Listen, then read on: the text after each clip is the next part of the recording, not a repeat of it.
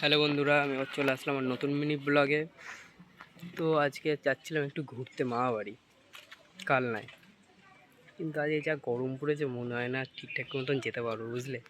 কিন্তু কি আর করা যাবে, এখন দাঁড়িয়ে আছে অটোর জন্য। কি গরম পড়েছে না।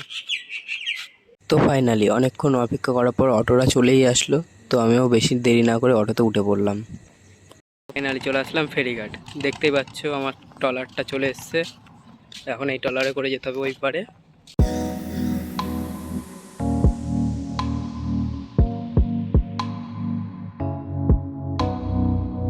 ফাইনালি খামারগাছি স্টেশনে পৌঁছে গেলাম।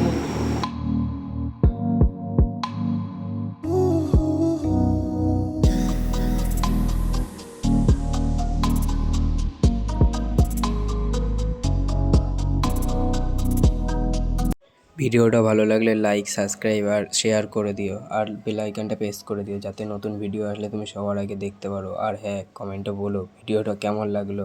তাহলে দেখা হচ্ছে পরের মিনি ব্লগে।